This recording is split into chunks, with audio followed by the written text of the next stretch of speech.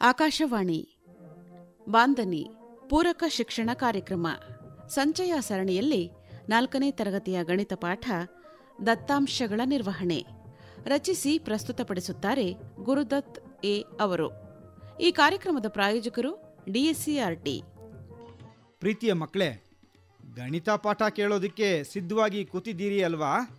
ನೀವೆಲ್ಲ ಒಳ್ಳೆ ಮಕ್ಕಳು, ಹಾಗೆಯೇ ಜಾಣ್ ಮಕ್ಕಳು ಕೂಡ. ಶಾಲೆಯಲ್ಲಿ ತರಗತಿನಲ್ಲಿ ಪ್ರತಿದಿನ ನಿಮ್ಮ ಶಿಕ್ಷಕರುಗಳು ಏನು ಮಾಡ್ತಾ ಇದ್ದಾರೆ ಅನ್ನೋದನ್ನು ಸೂಕ್ಷ್ಮವಾಗಿ ಗಮನಿಸ್ತಾ ಇರ್ತೀರಿ. ನೀವು ಶಾಲೆಗೆ ಬಂದಾಗ ತರಗತಿಗೆ ಬಂದು ಕೂರ್ತೀರಲ್ವಾ, ಆಗ ನಿಮ್ಮ ತರಗತಿ ಶಿಕ್ಷಕರು ಅಟೆಂಡೆನ್ಸ್ ಹಾಕ್ತಾರೆ.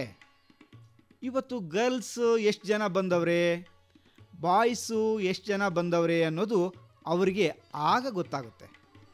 ಹಾಗೇ ಮಕ್ಕಳೇ, ಶಾಲೆಯಲ್ಲಿ ಪ್ರತಿದಿನ ಚಿಕ್ಕಿ ಮೊಟ್ಟೆ ಕೊಡ್ತಾವ್ರಲ್ವಾ, ನಿಮ್ಮ ಟೀಚರು ಈ ದಿನ ಚಿಕ್ಕಿ ಎಷ್ಟು ಜನಕ್ಕೆ ಬೇಕು, ಮೊಟ್ಟೆ ಎಷ್ಟು ಜನಕ್ಕೆ ಬೇಕು ಅಂತ ಲೆಕ್ಕ ಬರ್ಕೋತಾರೆ ತಾನೆ. ಹಾಗೇ ಫಿಸಿಕಲ್ ಟೀಚರು ವಾರ್ಷಿಕ ಪಂದ್ಯಾವಳಿ ಆಡಿಸೋದಕ್ಕೆ ಎಷ್ಟು ಜನ ಅಥ್ಲೆಟಿಕ್ಸಿಗೆ ಸೇರ್ತೀರಿ, ಕಬಡ್ಡಿ ಖೋ ಖೋ ವಾಲಿಬಾಲ್ಗೆ ಎಷ್ಟು ಜನ ಸೇರ್ತೀರಿ ಅಂತ ಪಟ್ಟಿ ತಯಾರಿಸ್ತಾರೆ ತಾನೆ. ಕೇಳಿ ಮಕ್ಕಳೇ, ಇದನ್ನೇ ಕಚ್ಚಾ ದತ್ತಾಂಶ ಅಂತ ಕರೀತಾರೆ. ಈ ದತ್ತಾಂಶದ ಅಂಕಿ ಸಂಖ್ಯೆಗಳನ್ನ ಇಟ್ಕೊಂಡು ಕೋಷ್ಟಕ ಹೇಗೆ ರಚಿಸಬೇಕು ಅನ್ನೋದನ್ನು ಅಂಕಲ್ಲು ಮಕ್ಕಳಿಗೆ ಈಗ ಹೇಳ್ಕೊಡ್ತಾರೆ. ನೀವು ಕೂಡ ಅದನ್ನು ಕೇಳ್ತೀರಲ್ವಾ?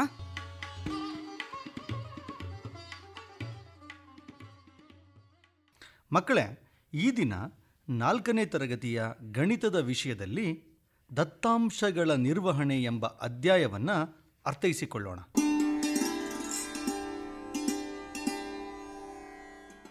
ಮಕ್ಕಳೇ, ತಮ್ಮೆಲ್ಲರಿಗೂ ಕೂಡ ಒಂದು ವಿಶೇಷ ಸೂಚನೆ ಇದೆ. ಇದನ್ನು ತಾವು ಕಡ್ಡಾಯವಾಗಿ ಪಾಲಿಸಲೇಬೇಕು. ಪಾಠ ಕೇಳಲು ತಯಾರಾದ ನೀವು 4ನೇ ತರಗತಿಯ ಗಣಿತ ವಿಷಯದ ಪಠ್ಯಪುಸ್ತಕ ಭಾಗ 2 ಇದೆಯಲ್ಲ, ಅದರಲ್ಲಿ ದತ್ತಾಂಶಗಳ ನಿರ್ವಹಣೆ ಎಂಬ ಪಾಠವನ್ನು ತೆಗೆದಿಟ್ಕೊಂಡಿರಬೇಕು. ಅಷ್ಟೇ ಅಲ್ಲ ಮಕ್ಕಳೇ, ಕಲಿಕಾ ಚೇತರಿಕೆಯ ಕಲಿಕಾ ಹಾಳೆಯಲ್ಲಿರೋ 12ನೇ ಕಲಿಕಾ ಫಲ, ಅದೇ ದತ್ತಾಂಶಗಳ ನಿರ್ವಹಣೆ. ಈ ಕಲಿಕಾ ಹಾಳೆಯೂ ತಮ್ಮ ಜೊತೆ ಇದ್ದರೆ ಇನ್ನೂ ಚಂದ. ಹಾಂ, ಮರಿಬೇಡಿ, ಇಲ್ಲಿ ಚರ್ಚಿಸುವ ಮುಖ್ಯಾಂಶಗಳನ್ನು ಬರ್ಕೊಳ್ಳೋದಕ್ಕೆ ನೋಟ್ ಪುಸ್ತಕ, ಪೆನ್ನು ಇಟ್ಕೊಂಡು ಸಿದ್ಧರಾಗಿ.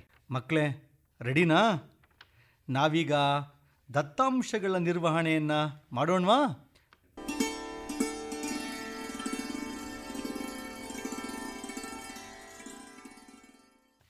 Happy birthday to you, happy birthday to you, happy birthday to you, Meher, happy birthday to you. May God bless you, may God bless you, may God bless you, dear Meher, happy birthday to you. May you have many more, may you have many more, may you have many more, dear Meher, happy birthday to you.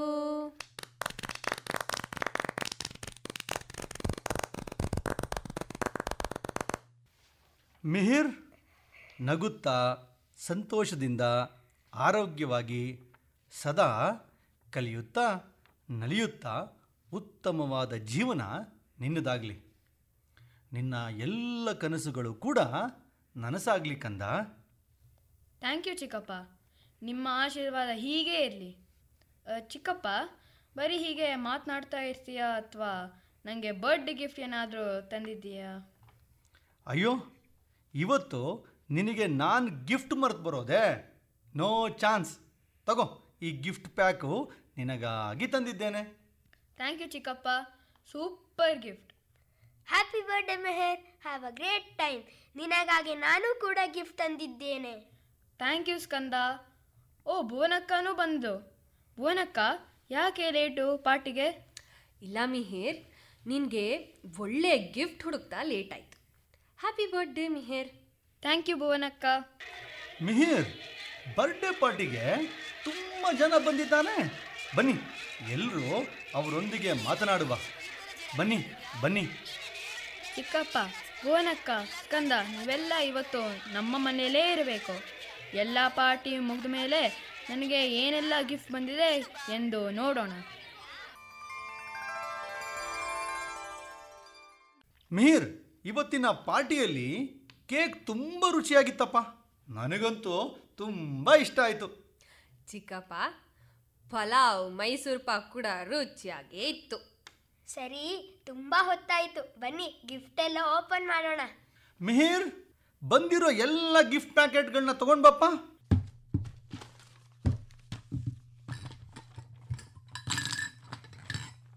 ಚಿಕ್ಕಪ್ಪ, ಇಲ್ಲಿ ನೋಡಿ, ಎಲ್ಲ ಗಿಫ್ಟ್ಸನ್ನು ತಂದಿದ್ದೀನಿ.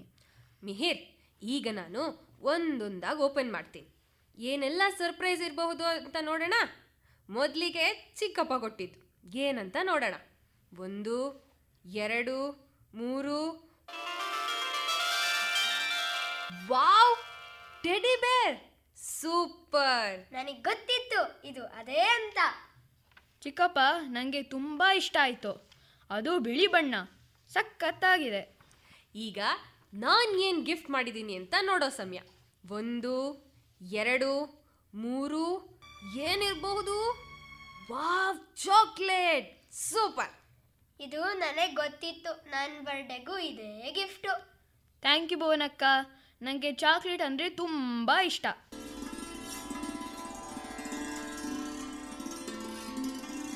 ಅಬ್ಬಾ, ಎಷ್ಟೊಂದು gift ಬಂದಿದೆ. ಬನ್ನಿ ಎಣಿಸೋಣ. ನಾನು ಸ್ಕಂದ ಎಣಿಸ್ತೇವೆ. 1, 2, 3, 4, 5. ಅಯ್ಯೋ, ಸರಿಯಾಗಿ ಎಣಿಸಕ್ಕೆ ಆಗುತ್ತಾ ಇಲ್ಲ. ಯಾಕೆ ಸ್ಕಂದ? ಸರಿಯಾಗಿ ಗಮನಿಸು, ನಂತರ ಎಣಿಸು. ನಾನು ಟ್ರೈ ಮಾಡ್ತೀನಿ ಭುವನಕ್ಕ. ಸರಿ, ಮರಳಿ ಯತ್ನವ ಮಾಡು. 1, 2, 3, 4. ಒಟ್ಟು 22 ಇದೆ. ನೀನು ಒಟ್ಟಿಗೆ ಎಣಿಸ್ದೆ, ಸರಿ. ಆದರೆ ಏನು ಏನು ಹಾಗಲ್ಲ, ನಿಮ್ಮ ಎಣಿಕೆ ಏನೋ ಸರಿ. ಆದರೆ ಇಲ್ಲಿ ಚಾಕ್ಲೇಟ್ ಇದೆ, ಟೆಡಿ ಬೇರ್ ಇದೆ, ಪೆನ್ಸಿಲ್ ಇದೆ. ಹಾಗಾಗಿ ಅಂದರೆ ನಾವು ಗುಂಪು ಮಾಡಬೇಕಾ? ಹೌದು, ಸರಿಯಾಗಿ ಗಮನಿಸಿ. ಎಣಿಕೆ ಸುಲಭ ಆಗುತ್ತೆ ಮತ್ತು ನಿಮಗೆ ಯಾವುದೇ ಅನುಮಾನನೂ ಇರಲ್ಲ ಅಲ್ವಾ? ಸರಿ ಮಿಹಿರ್, ಗುಂಪು ಮಾಡಿ ಎಣಿಸೋಣ ಬಾ. ಒಂದು ಕೆಲಸ ಮಾಡೋಣ. ಸ್ಕಂದ, ನೀನು ಚಾಕ್ಲೇಟ್ ಜೋಡಿಸು, ನಾನು ಪೆನ್ಸಿಲ್ ಜೋಡಿಸುವೆ. ಆಮೇಲೆ ನೀನು ಬುಕ್ಗಳನ್ನು ಜೋಡಿಸು, ನಾನು ಟೆಡಿ ಬೇರ್ ಜೋಡಿಸುವೆ. ಸರಿನಾ? ಸರಿ, ಬಾ ಜೋಡಿಸೋಣ.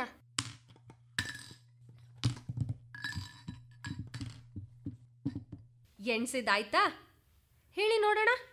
10 ಚಾಕೊಲೇಟ್ ಇದೆ, 6 ಬುಕ್ ಇದೆ. ನನ್ನ ಬಳಿ ಈಗ 5 ಪೆನ್ಸಿಲ್ ಇದೆ ಮತ್ತು 1 ಟೆಡಿ ಬೇರ್ ಇದೆ. ಹಾಗಾದರೆ ಒಟ್ಟು 10 ಚಾಕೊಲೇಟ್, 6 ಬುಕ್, 5 ಪೆನ್ಸಿಲ್, 1 ಟೆಡ್ಡಿ ಬೇರ್, ಒಟ್ಟು 22. ವಾವ್! ಹೇಗೆ ಭುವನಕ್ಕ ನಾವು? ನನಗೆ ಗುಂಪಾಗಿ ಜೋಡಿಸಿದ್ದು ಸುಲಭ ಎಂದು ಅನಿಸಿತು. ಹೌದು, ಗುಂಪು ಮಾಡಿದರಿಂದ ನಮಗೆ ಎಣಿಸಲು ಸುಲಭ ಆಯಿತು ಮತ್ತು ಯಾವ ವಸ್ತು ಎಷ್ಟು ಇದೆ ಅಂತ ಅರ್ಥ ಆಯಿತು. ಇದನ್ನು ನಾವು ಗುಂಪು ಮಾಡಿ ಎಣಿಸುವ ವಿಧಾನ ಅಂತ ಕೂಡ ಕರಿಬಹುದು. ಮಕ್ಕಳೇ, ಇಲ್ಲಿ ಕೇಳಿ. ಈಗ ನಾನು ನಿಮಗೆ ಒಂದು ಚಟುವಟಿಕೆ ಕೊಡ್ತೀನಿ, ನೀವು ಪ್ರಯತ್ನ ಮಾಡಬೇಕು. ಈಗ ನೀವು ತಿಳಿಸಿದ ಮೇಲಿನ ಅಂಶಗಳನ್ನು ಒಂದು ಕೋಷ್ಟಕದ ರೂಪದಲ್ಲಿ ಬರೆಯಲು ಟ್ರೈ ಮಾಡಿ. ಹಾಂ, ನೆನಪಿರಲಿ, ಸರಿಯಾಗಿ ಬರೆದವ್ರಿಗೆ ಒಂದು ಒಳ್ಳೆ ಬಹುಮಾನ ಸಿಗುತ್ತೆ. ನಾನು ಕೂಡ ಪ್ರಯತ್ನ ಮಾಡ್ಬೋದಾ? ಭುವನ, ಹಾಂ ಇರಲಿ, ನೀನು ಅವ್ರಿಗೆ ಬೇಕಾದರೆ ಸಹಾಯ ಮಾಡ್ಬೋದು. ರೇಡಿಯೋ ಕೇಳ್ತಾ ಇರೋ ಮಕ್ಕಳೇ, ನೀವು ಹೇಳಿ. ಬನ್ನಿ ಮಕ್ಕಳೇ, ಈಗ ನಾವು ಕೋಷ್ಟಕವನ್ನು ಹೇಗೆ ರಚಿಸುವುದು ಅಂತ ನೋಡೋಣ. ಫಸ್ಟ್ ನನಗೆ ಕೋಷ್ಟಕ ಎಂದರೇನು ಅಂತ ಹೇಳಿ. ಹೌದು, ಕೋಷ್ಟಕ ಅಂದರೆ ಏನು? ಅಷ್ಟು ಗೊತ್ತಿಲ್ವಾ ಮಕ್ಕಳೇ? ಕೋಷ್ಟಕ ಅಂದರೆ ಟೇಬಲ್ ಅಂತ. ಅಬ್ಬಾ, ಈಗ ಇದನ್ನೆಲ್ಲ ಟೇಬಲ್ ಮೇಲೆ ಇಡಬೇಕಾ? ಹೌದಾ? ಹಾಗಾದರೆ ಮನೆ ರೂಮ್ನಲ್ಲಿ ಟೇಬಲ್ ಇದೆ, ಹೋಗಿ ತರ್ತೀನಿ. ಮಕ್ಕಳೇ, ಸ್ವಲ್ಪ ತಾಳಿ. ಇಲ್ಲಿ ಕೋಷ್ಟಕ ರಚಿಸಿ ಅನ್ನೋದನ್ನು ಆಂಗ್ಲ ಭಾಷೆಯಲ್ಲಿ ಟೇಬಲ್ ಅಂತ ಕರಿತೀವಿ. ಈಗ ಒಂದು ಕೆಲಸ ಮಾಡಿ, ನಾನು ಸೂಚನೆಗಳನ್ನ ನೀಡ್ತೀನಿ, ನೀವು ಅದರ ಪಾಲನೆ ಮಾಡಿ. ಭುವನ, ಅವರೇನಾದರೂ ತಪ್ಪು ಮಾಡಿದ್ರೆ ಅವರಿಗೆ ತಿಳಿಸು ಮತ್ತು ಸರಿಯಾಗಿ ಮಾಡೋದಕ್ಕೆ ಸಹಾಯ ಮಾಡು. ಸರಿ, ಮೊದಲಿಗೆ ನೀವು ಯಾವ ರೀತಿ ಮಾಹಿತಿಯನ್ನು ಪಡೆಯಬೇಕು ಎಂಬುದನ್ನು ಯೋಚಿಸಿ. ಅಷ್ಟು ಲಂಬಗೆರೆಗಳನ್ನು ಎಳೆಯಿರಿ. ಈಗ ನಮಗೆ ವಸ್ತುಗಳ ವಿವರ ಮತ್ತು ಅದರ ಸಂಖ್ಯೆ ಬೇಕು. ಅಲ್ಲಿಗೆ 2 ಕಂಬ ಸಾಲು ಮತ್ತು ಕ್ರಮವಾಗಿ ಬರೆಯಲು ಕ್ರಮ ಸಂಖ್ಯೆಯನ್ನು ಸೇರಿಸಿಕೊಂಡ್ರೆ ಒಟ್ಟು 3 ಕಂಬ ಸಾಲುಗಳಾಯಿತು. ಸರಿ, ಹಾಗಾದರೆ ನಾನು 3 ಕಂಬ ಸಾಲುಗಳನ್ನು ಈ ಪೇಪರ್ ಮೇಲೆ ಬರೆಯುವೆ. 1, 2, 3. ಹಾಂ, ಎಷ್ಟು ಗುಂಪುಗಳನ್ನು ಮಾಡಿದ್ದೀರಿ ಅನ್ನೋದನ್ನು ಗಮನಿಸಿ. ಅಡ್ಡ ಸಾಲುಗಳನ್ನು ಕಂಬ ಸಾಲುಗಳನ್ನು ಛೇದಿಸುವಂತೆ ಬರೆಯಿರಿ. ಮಕ್ಕಳೇ ನೋಡಿ, ಈಗ 4 ಅಡ್ಡ ಸಾಲುಗಳನ್ನ ಕ್ರಮವಾಗಿ ಬರೀರಿ. ಹಾಗೆ ಈ ಅಡ್ಡ ಸಾಲು ಮತ್ತು ಕಂಬ ಸಾಲುಗಳು ನಮಗೆ ಅನೇಕ ಮಾಹಿತಿಯನ್ನು ನೀಡುತ್ತವೆ. ಇದನ್ನು ನಾವು ಕೋಷ್ಟಕ ಅಂತ ಕರಿತೇವೆ.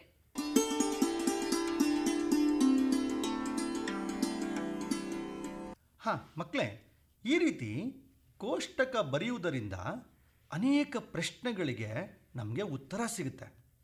ಉದಾಹರಣೆಗೆ, ಎಷ್ಟು ಪುಸ್ತಕಗಳಿವೆ? ಓಹ್, ನನಗೆ ಗೊತ್ತು, 6 ಬುಕ್ ಇದೆ. ಸರಿ ಸ್ಕಂದ, ನೀನು ಹೇಳು, ಎಷ್ಟು ಪೆನ್ಸಿಲ್ ಇದೆ? ಬಹಳ ಸುಲಭ, 5 ಪೆನ್ಸಿಲ್ ಇದೆ. ಗೊತ್ತಾಯ್ತು ಮಕ್ಕಳೇ. ನಿಮ್ಮ ಬಳಿ ಇರುವ ಮಾಹಿತಿಯನ್ನು ನಾವು ದತ್ತಾಂಶ ಅಂತ ಕರಿತೇವೆ.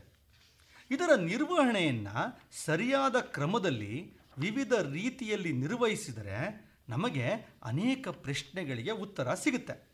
ಇದನ್ನು ನಾವು ದತ್ತಾಂಶಗಳ ನಿರ್ವಹಣೆ ಅಂತ ಕರಿತೀವಿ. ಇದನ್ನು ಅನೇಕ ರೀತಿಯಲ್ಲಿ ನಿರ್ವಹಿಸಬಹುದು.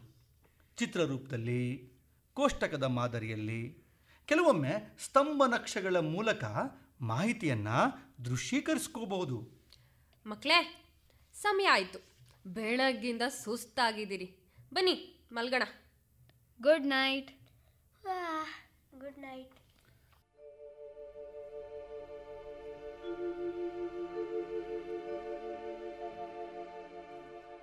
ಸ್ಕಂದ, ಮಿಹಿರ್, ಬನ್ನಿ, ಸಮಯ ಆಯಿತು. ದೇವಸ್ಥಾನಕ್ಕೆ ಹೋಗುವ. ಆಗಲೇ ಚಿಕ್ಕಪ್ಪ ದೇವಸ್ಥಾನದ ಬಳಿ ಹೋಗಿ ಹಣ್ಣು ಹೂವು ಖರೀದಿ ಮಾಡಿ ಕಾಯ್ತಾ ಇದ್ದಾರೆ. ಮಕ್ಕಳೇ, ಯಾಕೆ ಲೇಟು? ಅವಾಗಿಂದ ಕಾಯ್ತಾ ಇದ್ದೀನಿ. ಚಿಕ್ಕಪ್ಪ, ಎಷ್ಟೊಂದು ಹೂಗಳನ್ನು ತಂದಿದ್ದೀಯಾ? ಬಾ ಮೆಹರ್, ಅವುಗಳನ್ನು ಎಣಿಸೋಣ. ಜಾಣ ಮಕ್ಕಳು ನೀವು. ಪ್ರಯತ್ನ ಮಾಡಿ. ಇಲ್ಲಿ ಅನೇಕ ರೀತಿಯ ಬಿಡಿ ಹೂಗಳಿವೆ, ಅದನ್ನ ಎಣಿಸಿ. ಇಲ್ಲಿ ಗುಲಾಬಿ ಹೂವಿದೆ. ಇದನ್ನು ಮತ್ತು ಸೇವಂತಿಗೆ ಹೂವನ್ನು ನಾನು ಜೋಡಿಸುವೆ. ನಾನು ದಾಸವಾಳ ಮತ್ತು ತಾವರೆ ಹೂವನ್ನು ಜೋಡಿಸುವೆ. ನಾನು ಕೋಷ್ಟಕ ತಯಾರಿಸಲು ಸಹಾಯ ಮಾಡುವೆ. ಕಲಿಯೋ ಆಸಕ್ತಿ ಇದ್ದರೆ ಪ್ರತಿ ಸ್ಥಳವೂ ಶಾಲೆ. ಗುಡ್, ಪ್ರಯತ್ನ ಮುಂದುವರಿಸಿ. ಗುಲಾಬಿ 10 ಮತ್ತು ಸೇವಂತಿಗೆ 15 ಇದೆ.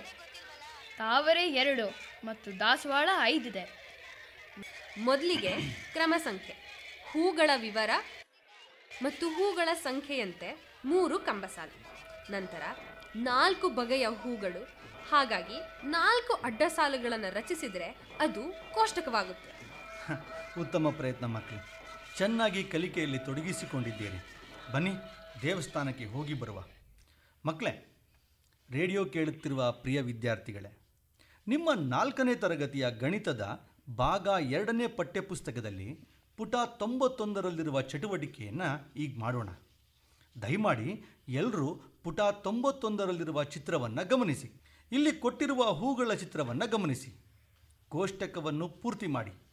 ಆತ್ಮೀಯ ಶಿಕ್ಷಕ ಮಿತ್ರರೇ, ಈ ಚಟುವಟಿಕೆಯನ್ನು ಪೂರ್ಣಗೊಳಿಸಲು ಅನುಕೂಲಿಸಿ.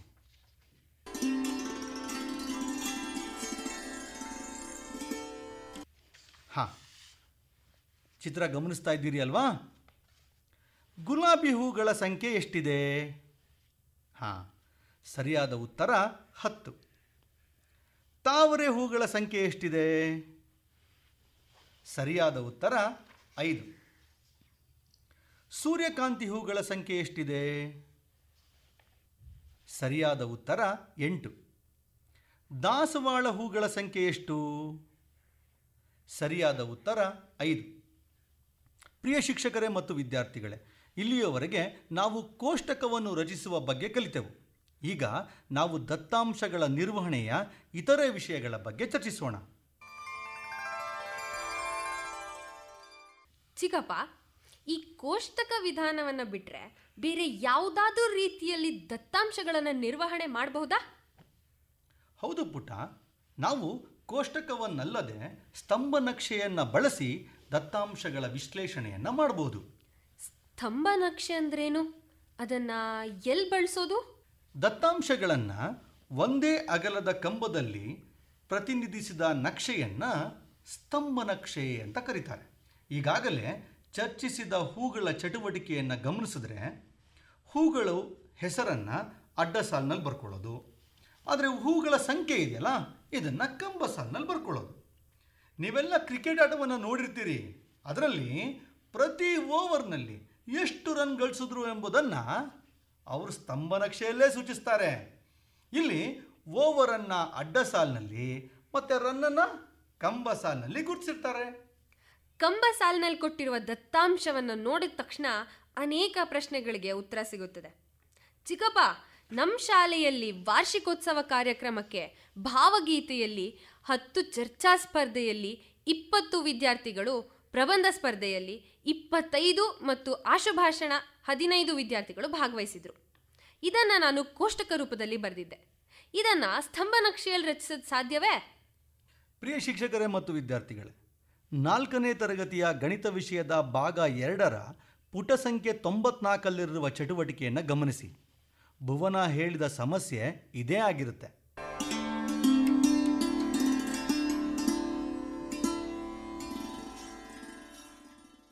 ಇಲ್ಲಿ ಮೊದಲಿಗೆ ಸ್ಪರ್ಧೆಗಳ ಹೆಸರನ್ನು ಅಡ್ಡ ಸಾಲಿನಲ್ಲಿ ಬರೆಯಿರಿ ಮತ್ತು ವಿದ್ಯಾರ್ಥಿಗಳ ಸಂಖ್ಯೆಯನ್ನು ಕಂಬ ಸಾಲಿನಲ್ಲಿ ಬರೆಯಿರಿ. ಚಿಕ್ಕಪ್ಪ, 25 ವಿದ್ಯಾರ್ಥಿಗಳನ್ನ ಗುರುತಿಸಲು ಹಾಳೆಯಲ್ಲಿ ಜಾಗವೇ ಇಲ್ಲ. ಈಗೇನು ಮಾಡೋದು? ಸರಿಯಾಗಿ ಯೋಚಿಸಿ, ಏಕೆಂದರೆ ಇಲ್ಲಿ ಸ್ಕೇಲ್ನ ಅವಶ್ಯಕತೆ ಇದೆ. ಇಲ್ಲಿ ಅವಶ್ಯಕತೆಗನುಗುಣವಾಗಿ ಸ್ಕೇಲನ್ನು ರಚಿಸಿಕೊಳ್ಳಬೇಕು.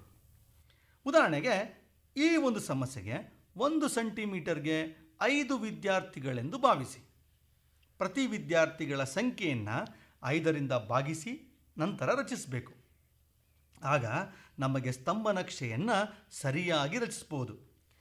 ಸ್ತಂಭ ನಕ್ಷೆಯ ಅನುಕೂಲಗಳೇನು ಚಿಕ್ಕಪ್ಪ?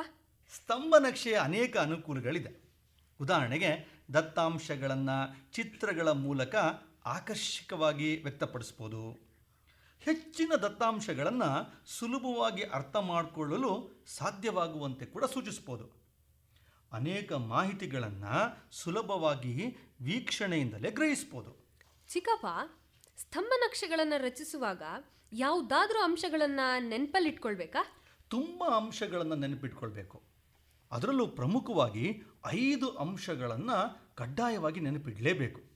ಅಡ್ಡರೇಖೆಯ ಮೇಲೆ ದತ್ತಾಂಶಗಳ ವಿವರವನ್ನು 1 ಅಂಕಣ ಬಿಟ್ಟು 1 ಅಂಕಣದ ಕೆಳಗೆ ಬರೀಬೇಕು. ಇದು ಬಹಳ ಮುಖ್ಯ. ಇನ್ನು ಎರಡನೇದಾಗಿ ಲಂಬರೇಖೆಯ ಮೇಲೆ ದತ್ತಾಂಶಗಳ ಸಂಖ್ಯೆಯನ್ನು ಪ್ರಮಾಣಕ್ಕನುಗುಣವಾಗಿ ಬರೀಬೇಕು. ಈ ಪ್ರಮಾಣವನ್ನೇ ನಾವು ಸ್ಕೇಲ್ ಅಂತ ಕರೆಯೋದು. ದತ್ತಾಂಶಗಳ ಸಂಖ್ಯೆ ಕಡಿಮೆ ಇದ್ದಾಗ ಅಡ್ಡಗೆರೆಯ ಮೇಲೆ ದತ್ತಾಂಶಗಳನ್ನು 1, 2, 3 ಹೀಗೆ ಕ್ರಮವಾಗಿ ಬರಿಬೋದು. ದತ್ತಾಂಶಗಳ ಸಂಖ್ಯೆ ಹೆಚ್ಚಿದ್ದಾಗ ಪ್ರಮಾಣ ನಿರ್ಧರಿಸಿಕೊಂಡು ದತ್ತಾಂಶಗಳ ಸಂಖ್ಯೆಯನ್ನು ಲಂಬಗೆರೆಯ ಮೇಲೆ ಅದನ್ನು ಬರಿಬೇಕು. ಅಡ್ಡರೇಖೆಯನ್ನು ಎಕ್ಸ್ ಅಕ್ಷ ಅಂತ ಕರಿತೇವೆ. ಸಾಮಾನ್ಯವಾಗಿ ಲಂಬರೇಖೆಯನ್ನು ವೈ ಅಕ್ಷ ಅಂತೇವೆ. ಈ ಬಗ್ಗೆ ಇನ್ನೂ ಹೆಚ್ಚಿನ ಮಾಹಿತಿಯನ್ನು ತಾವು ಮುಂದಿನ ತರಗತಿಯಲ್ಲಿ ಕಲಿತೀರಿ.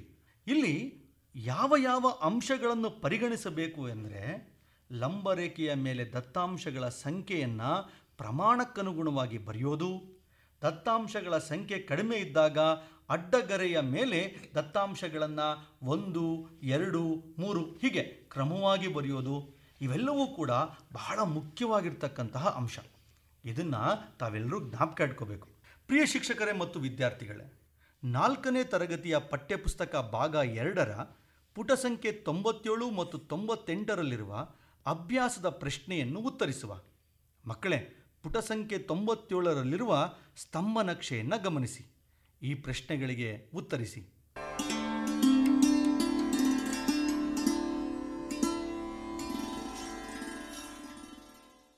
ಮಕ್ಕಳೇ, ಪುಟ ಸಂಖ್ಯೆ 97ರಲ್ಲಿರುವ ಸ್ತಂಭ ನಕ್ಷೆಯನ್ನು ತಾವೆಲ್ಲರೂ ಕೂಡ ಗಮನಿಸಿದ್ದೀರಿ ಎಂದು ಭಾವಿಸುವೆ. ಈ ಪ್ರಶ್ನೆಗಳಿಗೆ ನಾವು ಉತ್ತರವನ್ನು ಹುಡುಕುವ. ಹಾಗಾದರೆ ಪ್ರಶ್ನೆಗಳನ್ನು ನಾನು ಕೇಳ್ತೇನೆ, ನೀವು ತರಗತಿಯಲ್ಲಿ ಉತ್ತರಿಸುವಂಥ ಪ್ರಯತ್ನ ಮಾಡಿ. ಶಿಕ್ಷಕ ಮಿತ್ರರೇ, ಅವರು ಕೊಟ್ಟಿರ್ತಕ್ಕಂತಹ ಉತ್ತರ ಸರಿಯೇ ತಪ್ಪೇ ಎಂಬುದನ್ನು ಗಮನಿಸಿ. ಸರಿಯಾಗಿದ್ದರೆ ಅವರಿಗೆ ಗುಡ್ ಅಂತ ಹೇಳಿ, ತಪ್ಪಾಗಿದ್ದರೆ ತಿದ್ದುವಂಥ ಪ್ರಯತ್ನ ಮಾಡೋಣ. ಪ್ರಶ್ನೆ ಕೇಳ್ಬೋದಾ? ಮಕ್ಕಳೇ ಸಿದ್ಧರಿದ್ದೀರಾ? ತಾವೆಲ್ಲರೂ ಕೂಡ ಈಗಾಗಲೇ ಸ್ತಂಭ ನಕ್ಷೆಯನ್ನು ಗಮನಿಸಿದ್ದೀರಿ ಅಂತ ಭಾವಿಸ್ತೇನೆ. ಮೊದಲನೇ ಪ್ರಶ್ನೆ, ಅತಿ ಹೆಚ್ಚು ವಿದ್ಯಾರ್ಥಿಗಳು ಇಷ್ಟಪಡುವ ತಿಂಡಿ ಯಾವುದು?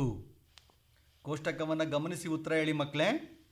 ಅತಿ ಹೆಚ್ಚು ವಿದ್ಯಾರ್ಥಿಗಳು ಇಷ್ಟಪಡುವ ತಿಂಡಿ ಯಾವುದು? ಉತ್ತರ ಹೇಳಿದ್ರ ಮಕ್ಕಳೇ? ಸರಿಯಾದ ಉತ್ತರ ನಾನು ಹೇಳ? ಸರಿಯಾದ ಉತ್ತರ ಇಡ್ಲಿ. ಎರಡನೇ ಪ್ರಶ್ನೆಗೆ ಹೋಗೋಣ. ಎರಡನೇ ಪ್ರಶ್ನೆ, 8ಕ್ಕಿಂತ ಕಡಿಮೆ 6ಕ್ಕಿಂತ ಹೆಚ್ಚು ವಿದ್ಯಾರ್ಥಿಗಳು ಇಷ್ಟಪಡುವ ತಿಂಡಿ ಯಾವುದು? ಮತ್ತೊಮ್ಮೆ ರಿಪೀಟ್ ಮಾಡ್ತೀನಿ. 8ಕ್ಕಿಂತ ಕಡಿಮೆ 6ಕ್ಕಿಂತ ಹೆಚ್ಚು ವಿದ್ಯಾರ್ಥಿಗಳು ಇಷ್ಟಪಡುವ ತಿಂಡಿ ಯಾವುದು? ಯಾವುದಿರ್ಬೋದು? ಗಮನಿಸಿ ಮಕ್ಕಳೇ, ಸ್ತಂಭ ನಕ್ಷೆಯನ್ನು ಗಮನಿಸಿ ಉತ್ತರ ಹೇಳಿ. 8ಕ್ಕಿಂತ ಹೆಚ್ಚಿರಬೇಕು, 6ಕ್ಕಿಂತ ಕಡಿಮೆ ಇರಬೇಕು. ಉತ್ತರ ನಾನು ಹೇಳ? ಸರಿಯಾದ ಉತ್ತರ ಪೂರಿ. ನಿಮಗೂ ಇಷ್ಟನಾ ಪೂರಿ?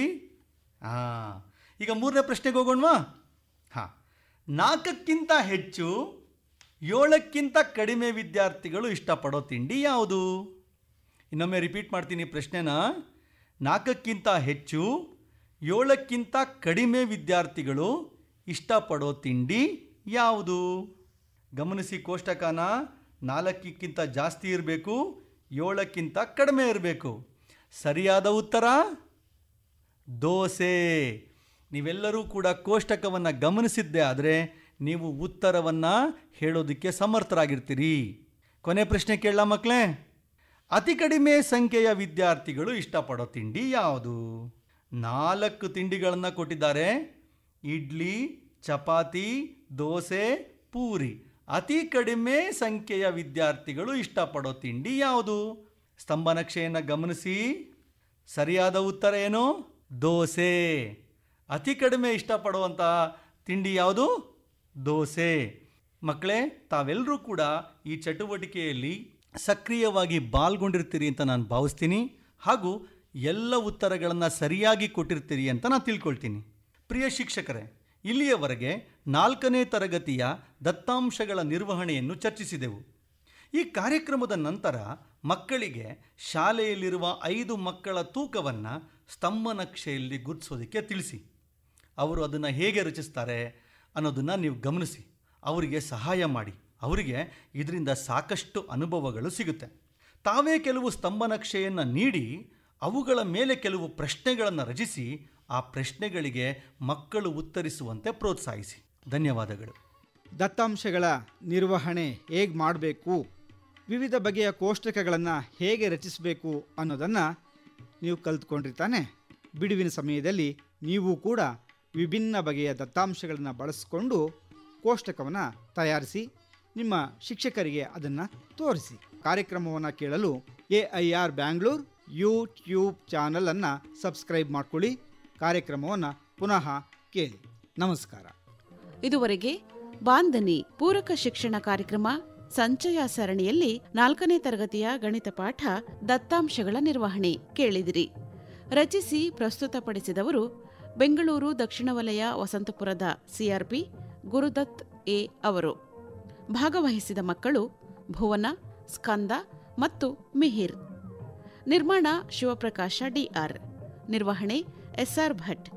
ಈ ಕಾರ್ಯಕ್ರಮದ ಪ್ರಾಯೋಜಕರು ದ.C.R.P. ಈ ಕಾರ್ಯಕ್ರಮ ಬೆಂಗಳೂರು ಆಕಾಶವಾಣಿ ಕೇಂದ್ರದ ಕೊಡುಗೆ.